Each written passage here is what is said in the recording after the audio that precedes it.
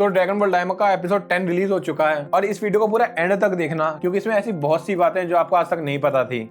तो डायमा के 10th episode की स्टार्टिंग में हम देखते हैं कि गोमा का पैलेस और इसके बाद हमें वहां दिखाया जाता है माजिनको और तामागामी को। और माजिनको तामागामी को ड्रैगन बॉल के लिए चैलेंज करता है, जिसके बाद तामागामी अपनी जगह से मूव करता है और अपना इंट्रोडक्शन देते हुए माजिनको को लड़ने को कहता है। और इसके बाद उनकी फाइट स्टार्ट हो जाती है और इस माजिनको के फाइटिंग स्टाइल के तो क्या ही कहने, किसी जोकर से कम नहीं है। और इसके बाद माजिनको अपने काफी पावरफुल अटैक तामागामी पे करता है, पर तामागामी को उन अटैक से कुछ फर्क नहीं पड़ता। फिर अगले सीन में हम देखते हैं कि गोकू की शिप वार्प सामा के पास पहुंच गई है और यहाँ पे सुप्रीम काय अपने मैजिक से गोकू के ईयर्स को एज अ डीमन ईयर में कन्वर्ट कर देते हैं। इसके बाद वार्प सामा उनसे पिन पूछते हैं और उनको उन सब पे डाउट हो जाता है क्योंकि वो सब जेंडामारे की शिप यूज कर रहे होते हैं। जिसके बाद ग्लोरी और पेंजी उनको पासवर्ड के साथ साथ बताते हैं कि वो जेंडामारे के फैमिली मेंबर है। जिसके बाद वार्प सामा उन्हें पोर्टल के पास ले जाते हैं और इधर शिप में सब खुश हो रहे होते हैं कि आखिर वार्प सामा को उनके ऊपर डाउट नहीं हुआ और वो यहाँ तक बिना किसी दिक्कत के पहुंच गए। जिसके बाद सुप्रीम काय कहते हैं कि उन्हें सीधा फर्स्ट डीमन वर्ल्ड में जाना चाहिए, पर इस पे गोकू मना कर देता है और कहता है कि हमें प्लान के हिसाब से ड्रैगन बॉल कलेक्ट करनी चाहिए और वो सब सेकंड डीमन वर्ल्ड में चले जाते हैं। फिर हम बुल्मा को देखते हैं और वो अपने ग्लो और ब्यूटी को देखकर बहुत खुश हो रही होती है कि तभी पिकोलो कहता है कि अगर वो डेंडे को बचा भी लेंगे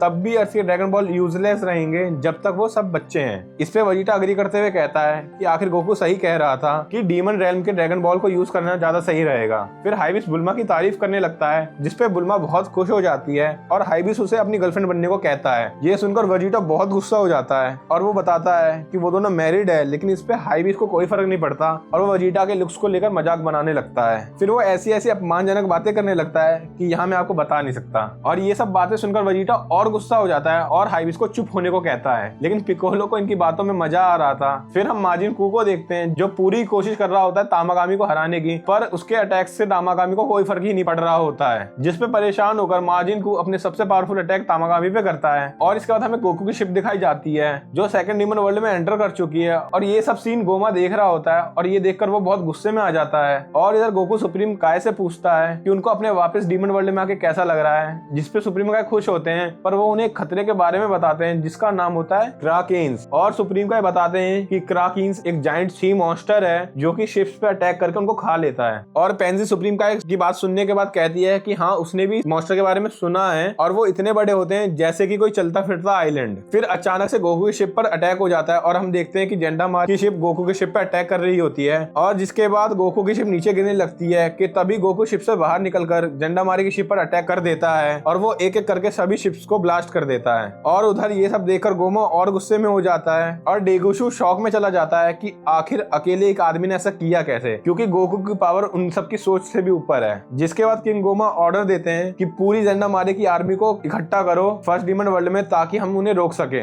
और इधर सबको हराने के बाद गोकू वापस अपनी शिप में आ जाता है और इसके जस्ट बाद क्राकेन्स उन पे अटैक कर देता है और वो उनकी शिप को पकड़ लेता है। जिसके बाद सभी शिप से बाहर निकल जाते हैं, पर पेंजी वापस शिप में चली जाती है। जिसके बाद वो शिप में अटक जाती है कि तभी गोकू पेंजी को बचाने के लिए चला जाता है, लेकिन क्राकेन्स गोकू और पेंजी के साथ शिप को खा लेता है। पर पेंजी और गोकू शिप से सही सलामत निकल आते हैं और ये देखकर सब खुश हो जाते हैं। पर तभी सुप्रीम काय को ड्रैगन बॉल की याद आ जाती है कि वो तो शिप में ही रह गई थी। जिसपे पेंजी एक बार फिर ड्रैगन बॉल को बचा लेती है और सबको ड्रैगन बॉल दिखाती है कि वो उसी के पास है और यही रीजन था कि जो पेंजी शिप में दोबारा गई थी। और ये देखकर सब खुश हो जाते हैं, लेकिन गोमा को तो और गुस्सा आ गया था और वो गुस्से से पागल ही हो जाता है। और जब उनकी शिप तबाह हो जाती है तब वो उड़ के जाने लगते हैं कि तभी सुप्रीम काय ग्लोरियो से वजीटा और बाकी लोगों का वेट करने को बोलते हैं। जिसपे गोकू सबसे कहता है कि उसे उन्हें एक शिप दे देनी चाहिए थी। फिर वो सब एक प्लेनेट पे चले जाते हैं जहाँ पे पहले नामिक्स रहते थे और वहाँ पहुंच के गोकू उनसे पूछता है कि क्या यही है पिकोलो का घर। जिसके अगले सीन में हम देखते हैं कि माजिनको के अटैक से तामागामी पे कुछ असर नहीं होता है, जिसे देखकर एरिन्स और कू की खुशी निराशा में बदल जाती है। जिसके बाद कू उस पे पंच से अटैक करता है, लेकिन वो तामागामी को छू तक नहीं पाता और तामागामी की स्पीड इतनी तेज होती है कि माजिनको उससे की कोशिश कर रहा होता है और तामागामी की स्पीड को देखकर माजिनको उससे डर ही जाता है। फिर हम देखते हैं कि गोकू नामकीन प्लेनेट देख के एक्साइटेड होता है, जिसपे सुप्रीम काय बताते हैं कि नामकीन कहीं और चले गए हैं अपना न्यू होम प्लेनेट बिल्ड करने,